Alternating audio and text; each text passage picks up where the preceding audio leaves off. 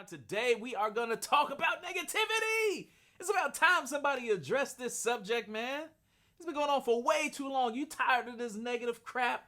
Man, I have some crazy facts, some crazy tips that's going to be able to help you out. We're going to get to the root cause of this thing, and I'm going to give you guys some info that you never even thought how negativity can affect you. So let's go ahead and get into it.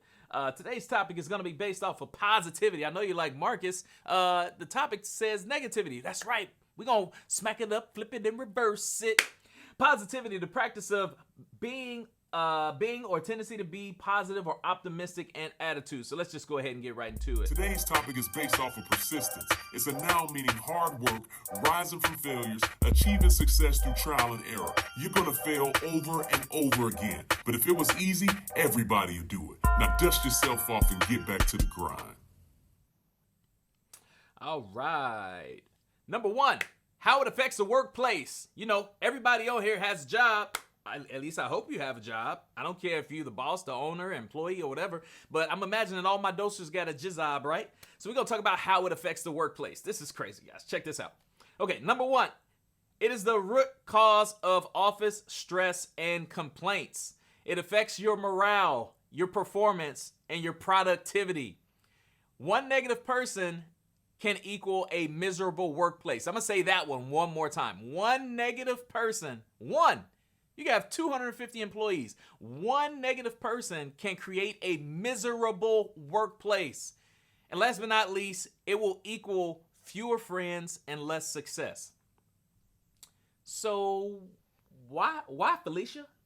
I mean, seriously, if we know all of those things, then let's just go ahead and address it right now. We know one negative person can spoil it for everybody. Does anybody have that terrible Todd or that negative Nancy at the workplace that you just wish would just shoo and just get away? They come into your workspace and they just cause drama and turmoil, and every time you see them coming, you're like, oh my gosh, again. Well, let me tell you something.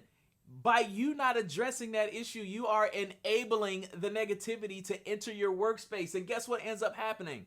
That activity, breeding that activity, once that person brings that negative energy into your already positive workspace, now all of a sudden you become negative. And you're like, oh my gosh, I can't believe that. And then guess what happens? That negative person turns you from positive to negative. And you know what you do? You take that negativity and you go on to the next person and you create and you continue the cycle. And it becomes a vicious cycle of negativity going from one person to the next, to the next, to the next. Because did you hear? Or have you heard? Or, oh my gosh, this is crazy, y'all. The negativity in the workplace just has to stop. You need to stop before you start. It's like cancer. You guys, and the crazy thing is, you guys know this, yet we continue to enable it. So here's the tip to stop enable it. You really got to stop the person from invading your space. Like literally, if you come into work and you all excited, I see y'all at 8 o'clock, 9 o'clock in the morning. I'm not just talking specifically to my job. I mean, we got pretty decent culture, but I've heard stories, I've got DMs, I got text messages, and I pretty much know how this go. I've helped, a lot of places. You got to stop that negativity to track. When you get there in the morning, you got this positive workspace flow, right? And you're like, hey, what's going on, y'all? Happy Friday. Boom. Happy hump day.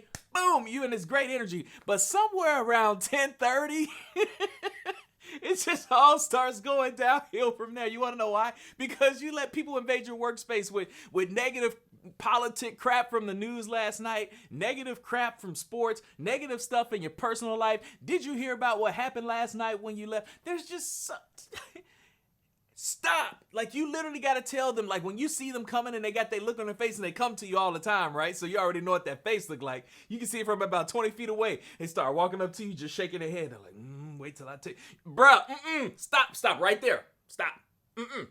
No, you better not. Let me get the strap. No, don't pull a gun out. That's illegal. You got to stop them.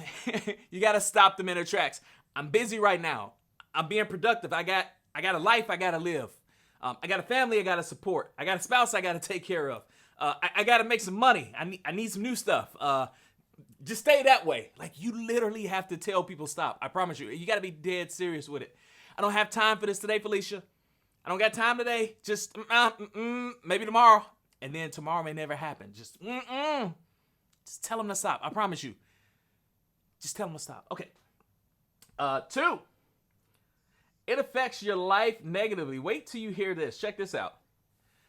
I don't know if you guys notice or not, but unless you like get shot or die or something like something outside of that, 90% of all other doctor visits are stress related according to the CDC. That is a fact by the Center for Disease Control. Check them out, cdc.org if you don't believe me. And number 2, you have an increased risk of a heart attack or stroke. Stress causes health problems. Like, have you ever went and get a massage, and when they massage you, you get to this area, you're like, oh my gosh, that feels so good. That's crazy. Because we carry a lot of stress in our shoulders, right? So you got to release that, and that buildup of stress can cause all these toxins in your body that clogs your arteries and all that kind of stuff. That's what being negative can actually do to you. See, you think that you're just complaining. No, you're causing a lot of buildup in your body that prevents its natural state of blood flow to take care of all the things it needs to in your body, which causes health problems. That's right. Being negative, you could die. You could die from stress, from all the complaining that you're doing. So let's just make sure we are stopping that, because we don't want you to die. We want to be here for a long time. And if we're going to die, we want to die from something like old age, or pretty much it. We want to try to live forever, right? Well, you will have a decreased lifespan the more you stress and the more you complain and the more negative you are. So just stop it. Keyword for the day. Somebody type it in the comments. Stop it. Stop, Felicia. Stop complaining. Or maybe the problem is you. Type in the comments. I'm going to try to do better, Markiss. Okay, I know you coming at me this morning. Or I don't know why I'm still doing this. Who types on the keyboard except for work? Okay, Markiss, I get it. I'm going to work on it. I got some work to do. I'm going to work on it myself. Make yourself a commitment. And also, where's my third one? There we go, right here. Let's get to the root cause of it, right? Because it's like, okay, Markiss, this is all surface stuff. How do we get to the root cause? How do we be done with this negative stuff forever? Well, first things first, it's a practice and a habit. It's not going to go away like tomorrow. You're not going to watch the dose today and you're going to be like, oh, my negativity is over. I watched the dose and no, it's a constant practice. I don't know nobody that goes out there besides Steph Curry and just nails it every single time. It's a practice. But that's not the one I wanted. Oh, yeah, that's right. You know, when I work on dose, I work on like camera angles and stuff like that. Number one reason for this complaining and negativity is because of fear or helplessness. You're afraid. You're afraid of something that hasn't even happened yet. You don't even know. You're predicting. You're assuming. What's the 3 letters of assuming? Somebody don't type that in the comments. Or you're helpless and you can't help it. Or number 2, it became a habit. And you know how habits form. It's kind of like an eating habit. Once you get started, you just, I can't stop. Like you just don't stop.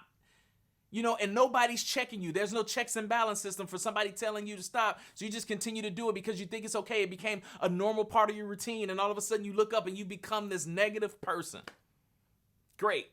That's how it started. But we can orthomax that thing. We can get to the root cause. The first thing is being aware. Like today, we are now officially aware that we have to go within and ask yourself right now in this very moment, am I a cause of the problem? And be honest with yourself. Don't lie to yourself. I know a lot of people, not me. I'm good. I ain't negative. I'm the joy. I'm the sunshine and joy of the place. Ask some of your coworkers, hey, when you go to work today, hey, on a negativity scale of 1 to 10, where do you rate me at? Bruh, if you anything over like a 5, some of your people gonna they gonna lie to you because they kind of like you. Like they like 70% of the stuff you do, maybe not the 30% of the complaint, but just tell them on the negativity scale, where do you think I rank at? And I need you to be transparent with me. Don't lie. I'm trying to work on myself for 2021. I know I said I was gonna do it through the pandemic, but you know, some stuff happened. But you know, tell them to be honest with you. Start with yourself. If somebody rates you a 5 or more on the negativity scale, you got some explaining to do, Felicia. I'm just saying, work on it. First, make yourself aware that there is a problem, and then that's what gets me into the next part of the segment. Give you to some fun facts where you can start actually working on some solutions. So number 1, 80% of the people you complain to don't even care. They're like, bro, I don't know why you keep it. As soon as you start complaining, they tune you out. They may be looking at you in the eye and shaking their head up and down and all this. But I promise you, 80% of them, they're like, I just really wish you would get away from me right now. I really do. I got stuff to do. I really do. 20% are glad you have problems, bruh.